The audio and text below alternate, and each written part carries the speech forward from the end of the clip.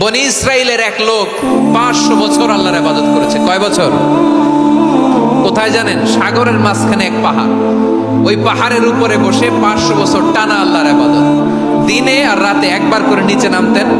সেখানে আল্লাহ তাআলা পাথরের ভেতর থেকে তার জন্য মিঠা পানির ব্যবস্থা করে দিয়েছেন, আর একটা ডালিম গাছের ব্যবস্থা করে দিয়েছেন। সকালে নামলে একটা টসটসে ডালিম, রাতে নামলে টসটসে ডালিম। এগুলো খেয়ে খেয়ে 500 বছর সে আল্লাহর ইবাদত করেছে। আর সে আল্লাহর কাছে বলেছে, আল্লাহ আমি যখন মারা যাব সেজদারত অবস্থায় যেন মারা যাই। ঠিকই আল্লাহ সেজদারত অবস্থায় সাইয়েদনা আজরাইলকে পাঠিয়ে দিলেন। সেজদারত অবস্থায় লোকটা মারা গেল। 500 বছর ইবাদতের পরে আল্লাহর দরবারে কিয়ামতের কঠিন ময়দানে যখন লোকটা হাজির হয়ে যাবে, আল্লাহ বলবেন, আদখিলু আবদি আল জান্নাতা বিরহমাতি, আমার বান্দাকে আমার দয়া আমার ভালোবাসা দিয়ে জান্নাতে ঢুকায়া দাও। 500 বছর ইবাদত করছে তো আমার দয়ায় আমার বান্দারে জান্নাত দাও। এই বান্দা বলে, বালবি আমালি, আল্লাহ তোমার দয়া লাগবে কেন? আমি আমার আমল দিয়ে জান্নাতে যেতে চাই। কি দিয়ে? কথা বুঝে নাই বোধহয়। আল্লাহর এই বান্দা কি দিয়ে জান্নাতে ঢুকতে চায়? আমল দিয়ে। আল্লাহ বলছে, আমার দয়ায় আমার বান্দারে জান্নাতে নিয়ে যাও ফেরেশতারা। এ বলে, আল্লাহ তোমার দয়া লাগবে কেন? সেজদা তো কম দেই নাই, জিকির করতে করতে 500 বছর শেষ করে দিলাম, আবার তোমার দয়া লাগবে? আমি তো আমার আমলেই জান্নাতে যেতে পারি। আল্লাহ বলবেন, তাই ঠিক আছে, আমি চাইলাম দয়া দিয়ে জান্নাত দিব, তুমি চাইলে আমল দিয়ে ঢুকবা, ঠিক আছে, তোমার আমল আর আমার যে দয়া দুটার একটু মাপ নেই। তোমার 500 বছরের ইবাদত এক পাল্লায় রাখো।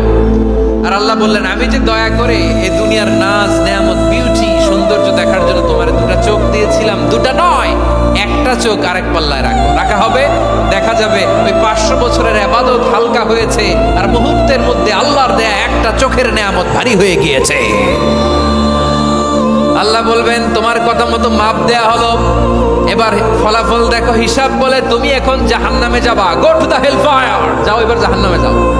মাপ চোখে যখন আসছো আমার সাথে হিসাব ক্যালকুলেশন, যাও তুমি এবার জাহান্নামে যাবা। এবার লোকটা কাচুমাচু করে বলে, আল্লাহ আমি বুঝি নাই, আল্লাহ আমি বুঝতে পারি নাই, খেয়াল করি নাই, তুমি আমারে ক্ষমা করো, তুমি আমারে মাফ করো। ও আল্লাহ, এবার আমি টের পেয়েছি, এবার আমি বুঝতে পেরেছি, তোমার দয়া ছাড়া দুনিয়ায় কেউ জান্নাতে যেতে পারবে না, কেউ পারবে না। আল্লাহ বললেন, ওরে গোলাম, তুই তো কিছুই ছিলি না, অস্তিত্বহীনতা থেকে তোরে অস্তিত্বে আনলো কে? ওই ছোট্ট শুক্রাণু থেকে মায়ের পেটে 9 মাস ধরে খাবার দিয়েছে কে? আবার সুস্থতার সাথে দুনিয়ার বুকে তোরে ডেলিভারির ব্যবস্থা করে দিল কে? আবার তোর মায়ের বুকের ভেতরে 2টা খাবারের লাইনের ব্যবস্থা করে দিল কে?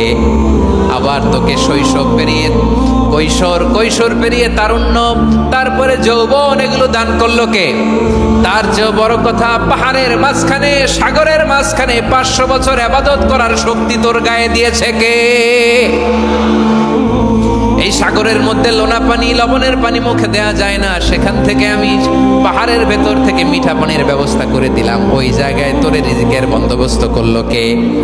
সকাল বিকাল 2 বেলা টসটসে ডালিম খাওয়ার ব্যবস্থা করে দিল কে? তোর আবদার ছিল, আল্লাহ আপনি আমারে সেজদারত অবস্থায় রুহু কবজ করবেন, তোর শেষ আবদারটাও পূরণ করেছে কে? ও গোলাম, আমার রহমতের তুলনায়, আমার নেয়ামতের তুলনায় তোর 500 বছরের ইবাদতের কোনো ওজনই হবে না। গোটা বিশ্বের কেউ কোনোদিন আমার জান্নাতে ঢুকতে পারবে না আমি আল্লাহর দয়া ছাড়া। ওয়া রহমানুর রহিম, তিনি দয়াময়, তিনি মেহেরবান। জিবরাইল আলাইহিস সালাম বিশ্বনবীর এই লম্বা হাদিসটা যখন শোনালেন, আমি যা যা বলছি এটা বিশাল এক হাদিসের অনুবাদ। বললেন, ইয়া মুহাম্মদ, এই দুনিয়ার সবটাই চলে আল্লাহর রহমত দিয়ে। হাদিসের শেষ কথা, সব চলে আল্লাহর কি দিয়ে? তখন বিশ্বনবী সাহাবাদের বললেন, ও সাহাবারা শোনো, আল্লাহর জান্নাতে কেউ কোনোদিন প্রবেশ করতে পারবে না তার রহমত ছাড়া। সাহাবারা বললেন, ইয়া রাসূলুল্লাহ, আপনিও না, আপনিও কি আল্লাহর রহমত ছাড়া প্রবেশ করতে পারবেন না? বিশ্বনবী বললেন, না আমিও না, আমি বিশ্বনবীও আল্লাহর জান্নাতে আল্লাহর রহমত ছাড়া ঢুকতে পারবে না। তবে কিয়ামতের দিন আল্লাহর রহমত আমার চারদিকে বেষ্টনী দিয়ে থাকবে। আল্লাহ নিজের পরিচয় দিয়ে বললেন, আলিমুল গায়বি ওয়াশ শাহাদাতি হুয়ার রহমানুর রহিম, আমি হলাম রহমান, আমি রহিম। আল্লাহরে চিনছেন? ও বারোখালীর ভাইয়েরা, আপনার রবকে চিনতে পারতেছেন? তিনি দয়ার সাগর, তিনি মায়ার সাগর। তার দয়ার সাগর যে কত বড় আপনার কল্পনাতেও নাই। এজন্য আপনার পাপ যত বড় হোক, অন্যায় যত বড় হোক, অপরাধ যত বড় হোক, আপনার জুলুম যত বড় হোক, আল্লাহর রহমান নামের দরিয়া তার চাইতেও বড়। আল্লাহ বলেন, খুলিয়া ইবাদিয়াল্লাযীনা আসরাফু আলা আনফুসিহিম লা তাকনাতু মির রাহমাতিল্লাহ ইন্নাল্লাহা ইয়াগফিরুয যুনুবা জামিআ ইন্নাহু হুয়াল গফুরুর রহিম। ও আমার গুনাহগার বান্দারা শোনো, জুলুম করেছো, ভুল করেছো, অন্যায় করেছো, আল্লাহর রহমত থেকে নিরাশ হয়ো না। আমরা বিশ্বাসীরা কশিন কালেও আল্লাহর রহমত থেকে নিরাশ হব না, ঠিক কিনা বলেন? আল্লাহর রহমত থেকে নিরাশ হবেন? ভুল করে ফেলছেন, আরে ভুল তো সবাই করে। পাপ হয়েছে, আরে পাপ তো সবার আছে, আপনারা সবাই পাপী, সবাই পাপী। যত পাপ হোক, ভুল হোক, অন্যায় হোক, অনুতপ্ত হয়ে তওবা করে ওযু করে জায়নামাজটা বিছিয়ে সেজদা দিয়ে চোখের পানি ছাড়েন। চোখের বেয়ে পড়া পানি আল্লাহর কাছে যে কত প্রিয়। অনুতপ্ত বান্দার চোখের পানির ফোঁটা তার চোখ বেয়ে নাকের ডগা বেয়ে জমিনে ড্রপ করার আগেই আল্লাহর ওই বান্দার সব গুনাহ মাফ করে দেয়। আল্লাহ বললেন, আমি রহমানুর রহিম, আমি দয়াময়, আমি মেহেরবান। এরপর আল্লাহ বললেন, হুয়াল্লাহুল্লাযী লা ইলাহা ইল্লা হুয়াল মালিকুল কুদ্দুসুস সালামুল মুমিন। ওয়াল্লাহুল্লাযী, তিনি এমন আল্লাহ, লা ইলাহা ইল্লা হু, তিনি ছাড়া কোনো ইলাহ নাই। আল মালিক, তিনি হলেন আল মালিক।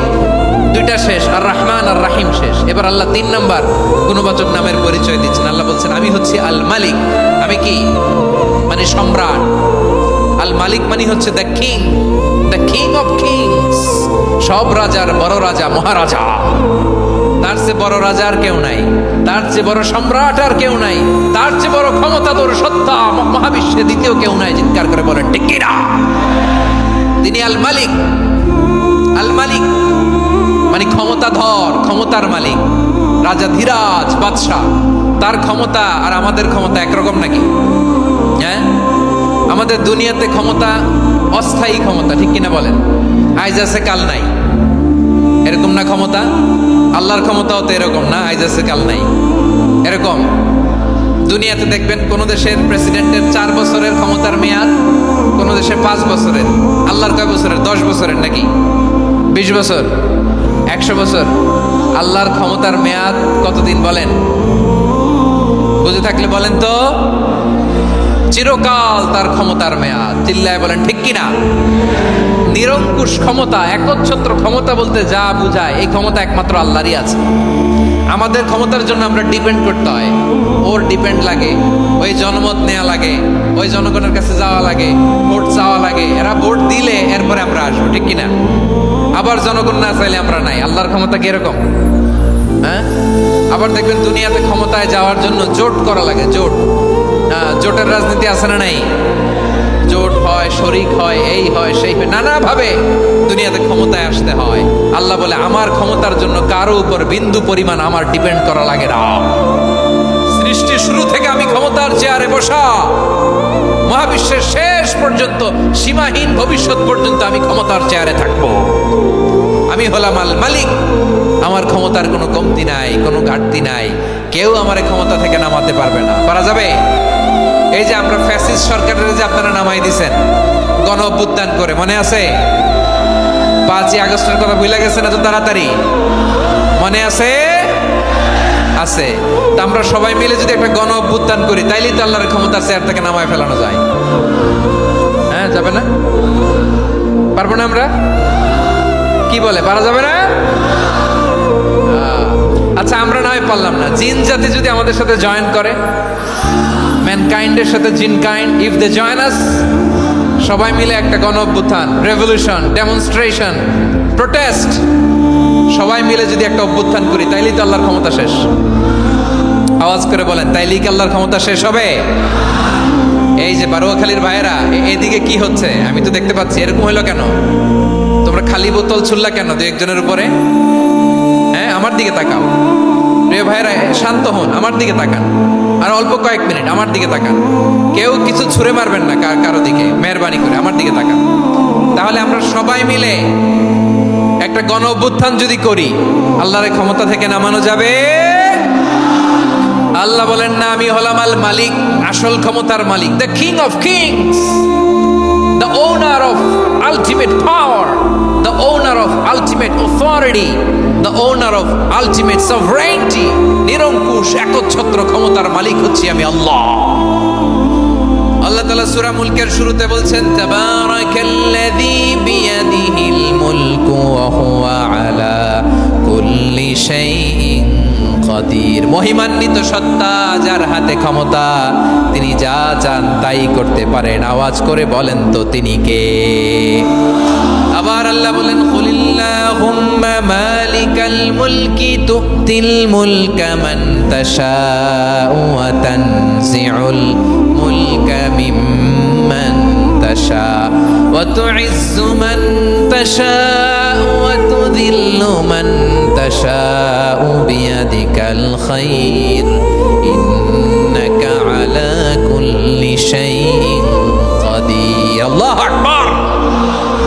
এ নবী, আপনি বলুন, আল্লাহুম্মা মালিকাল মুলক, আল্লাহ আপনি ক্ষমতার মালিক। তুতিল মুলকা মান তাশা, যাকে চান তারে ক্ষমতার চেয়ারে বসান। ওয়া তানজিউল মুলকা মিম্মান তাশা, যাকে চান তাকে ক্ষমতার চেয়ার থেকে ছুঁড়ে ফেলে দেন। তিনি কে? ক্ষমতার চেয়ারে বসায় কে? আবার মনে চাইলে আস্তা করে ছুঁড়ে নিক্ষেপ করেন, তিনি কে? আবার আল্লাহ বললেন, ওয়ালাম ইয়াকুল্লাহু শারীকুন ফিল মুলকি, আমার ক্ষমতায় কোনো শরীক নাই, কোনো জোট নাই, কোনো পার্টনার নাই, কোনো অংশীদার নাই। আবার আমি চলে গেলে আমার ক্ষমতার দাবিদারও কেউ নাই। আল্লাহু আকবার। এই দুনিয়াতে রাজা মারা গেলে পরে রাজা কে হয়? রাজার ছেলে রাজা, ঠিক কিনা বলেন? আল্লাহ চলে গেলে আরেকজন বসবে নাকি এরকম? তার ক্ষমতার সাথে দুনিয়ার ক্ষমতার কোনো মিলই নাই। এজন্য তিনি তার নাম দিয়েছেন আল মালিক। আল মালিক, the owner of power, the owner of ultimate power and sovereignty, the king of kings, সব রাজার বড় রাজা, মহারাজা আল মালিক, তিনি হচ্ছেন আল্লাহ। চিৎকার করে বলেন ঠিক কিনা? তিনি আসল ক্ষমতার অধিকারী। দুনিয়াতে যে আমরা ক্ষমতা নিয়ে কামড়াকামড়ি করি, মারামারি করি, কিয়ামতের দিন আল্লাহ জিজ্ঞেস করবেন, কই তোদের ক্ষমতা আজকে বল। কিয়ামতের সময় সব মানুষগুলো যখন ইন্তেকাল করবে, সব জিনেরা যখন ইন্তেকাল করবে, সব ফেরেশতারা যখন ইন্তেকাল করবে, বাকি থাকবে মালাকুল মাউত। মালাকুল মাউত এসে বলবে, আল্লাহ আপনার কথা মতো সবাই শেষ, মানুষগুলো নাই, জিনগুলো নাই, আমার সতীর্থ ফেরেশতাগুলো নাই, মহাবিশ্বে আর কেউ নাই। আল্লাহ বলে, এখন কে আছে? মালাকুল মউত বলবে, আল্লাহ তুমি আছো আর আমি। তুমি তো আল হাইয়্যু আল কাইয়্যুম, অবিনশ্বর, শাশ্বত, চিরঞ্জীব, কোনোদিন মরবা না। তুমি আছো আর তোমার গোলাম আমি আছি আজরাইল। মহাবিশ্বে কয়জন আছে মাত্র? জোরে বলেন।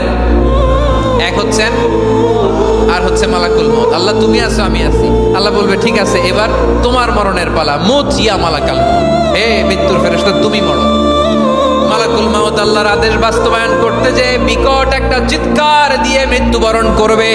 ওই চিৎকার দুনিয়ার মানুষেরা, চিৎকারের আওয়াজ যদি দুনিয়ার মানুষেরা শুনতে পেত, দুনিয়ার মানুষের প্রত্যেকের কানের পর্দা ফেটে মুহূর্তের মধ্যে সব লাশ হয়ে জমিনে পড়ে রইত। ভয়ঙ্কর চিৎকার দিয়ে মালাকুল মাউত বিদায় নেবে, কেউ নাই। এবার বলেন তো, মহাবিশ্বে মহাশূন্য, কেউ নাই। উপরে নিচে, সামনে পেছনে, ডানে বায়ে কোনো সত্তা, কোনো জীবিত সত্তার আছে? একজন ছাড়া, তিনি কে? কুল্লু মান আলাইহা ফানি ওয়া ইয়াবকা ওয়াজহু রাব্বিকা যুল জালালি ওয়াল ইকরাম। পড়েন, ফাবিআইয়ি আলাই রাব্বিকুমা তুকাযযিবান। কেউ থাকবে না একজন ছাড়া। একজন ছাড়া। এই ড্রোন দেখে হাত নাড়ালে হবে? আমার দিকে তাকাইতে হবে, কথা শুনতে হবে। মহাবিশ্বে কেউ নাই একজন সত্তা ছাড়া। আওয়াজ করে বলেন, তিনি কে? এবার আল্লাহ ডেকে বলবেন লিমানিল মুলকুল ইয়াউম, লিমানিল মুলকুল ইয়াউম, ক্ষমতা কার? Who belongs the kingdom today, who belongs the power authority today, who belongs the sovereignty today. আজকে ক্ষমতা কার? দুনিয়াতে ক্ষমতা নিয়ে এত কামড়াকামড়ি, দুনিয়াতে জান নিয়ে এত মারামারি, এত অত্যাচার, এত রক্তপাত, এত ব্লাডশেড, আজকে বলো তো ক্ষমতা কার? কার ক্ষমতা? মহাশূন্যে কোনো আওয়াজ নাই, শুধু আমার রবই বলবেন লিমানিল মুলকুল ইয়াউম, আজকে ক্ষমতা কার? কোনো আওয়াজ নাই, উত্তর দেওয়ার মতো জীবিত কোনো সত্তা নাই, ফলে কেউ উত্তর দিতে পারবে না। আল্লাহ নিজেই প্রশ্নের উত্তর দিয়ে বলবেন লিল্লাহিল ওয়াহিদিল কাহ্হার, একচ্ছত্র অধিপতি, ক্ষমতার মালিক আল্লাহ ছাড়া কারোর জন্য কোনো ক্ষমতা নাই। চিল্লায় বলেন ঠিক কি না? তাহলে আর রহমান আর রাহিমের পরে আমরা জানলাম আমার আল্লাহর আরেকটা সুন্দর গুণবাচক নাম হচ্ছে আল মালিক। কি নাম? আল মালিক, মানে দ্য কিং, রাজা ধীরাজ, সব রাজার বড় রাজা, মহারাজা।